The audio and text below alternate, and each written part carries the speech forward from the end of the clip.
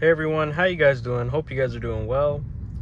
Today we're going to be driving my Model 3 running Hardware 3 running FSD 12.6.4. And for those of you guys who are new to the channel, be sure to like and subscribe. I post videos like this one all the time. And for those of you who are returning, welcome back. We're going to do some highway driving to local driving. So we're going to be entering the highway right now, getting up to speed. And it takes that curve very well on the on-ramp. And now we are going to go to 100 kilometers an hour. Hopefully we're in standard mode, so now it's switched to highway driving. Starting to accelerate to make the merge. Starts the lane change and completes it. That pickup truck thinks we're going a little too slow, but I think we're going perfect in my opinion. I pretty much go the speed limit if whenever I can, you know. If everybody's going a little bit over, then I kind of just match, but most of the time I just go 100 kilometers an hour. And so far, like, it's just following the lane. I like how it stays to where we need to be on the left here, because with traditional lane centering in gasoline cars, I've had many issues with that, where like when there's an exit, hold on, we'll watch this merge here with all these cars, and it gets over to the left lane to just allow some space for these cars coming onto the highway, which is really awesome. You know, I wouldn't want to slow down or do anything there, because that would just make the situation a little bit more complicated. I think getting over to the left lane here was the right move. And now we're still at 100 kilometers an hour, just slowly behind this car.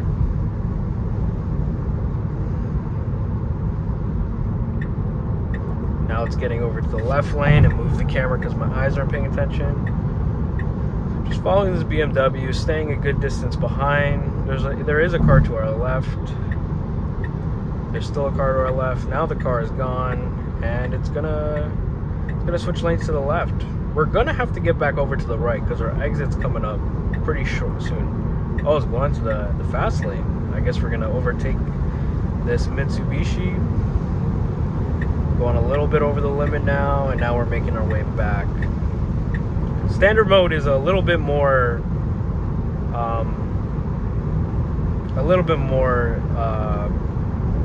safer in my opinion. Hurry mode just stays in the left lane and kind of goes way above the speed limit. It's not for me. And now we're going a little bit faster to overtake this Honda right here to make it over to this exit. And now we need to make it over once more. The Mercedes is not gonna let us in, so the car is gonna choose its fights and just slow down a little bit. It's gonna go once more, go in front of the Honda again, that same Honda. And now we're gonna have to get over to the right lane one more time. So now it's gonna speed up to go in front of this cargo van, and I don't know if it's gonna make the turn right now. We make it onto the exit ramp, and now we are in the right lane where we need to be. That was pretty good. Now we're slowing down very smoothly. But what I was saying before was traditional lane centering just always has an issue when it comes with an exit ramp, and it just doesn't know where to assume the lane is. I guess it's very hard coded to detect lanes or lines and stuff and figure it out from there. But when there's no lines, it's kind of like it just panics and struggles and just doesn't know what to do. FSD it feels like it's actually thinking about its moves, you know. So yeah, if you guys have any questions or any opinions about FSD, be sure to leave them in the comments below. I read every single one, and I think most of our viewers read them too. Our left pillar camera cannot see here, so it's going to go a little forward here, which is nice, and there is no car coming, so it makes the right turn very well there. So the car, if the pillar camera to my left here can't see, it'll you know, roll a little forward to be able to get a little bit more of a better view.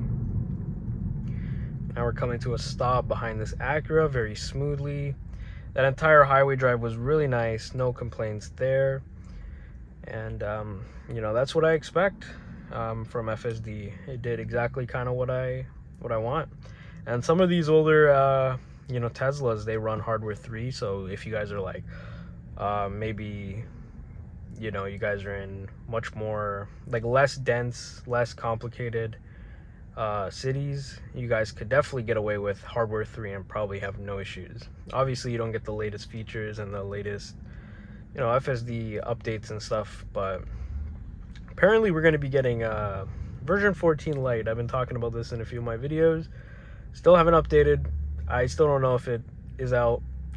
Once I update and I figure out if there actually is a version 14 Lite, then I will be making a lot more videos. So please be sure to subscribe and turn on some notifications so you guys could watch that.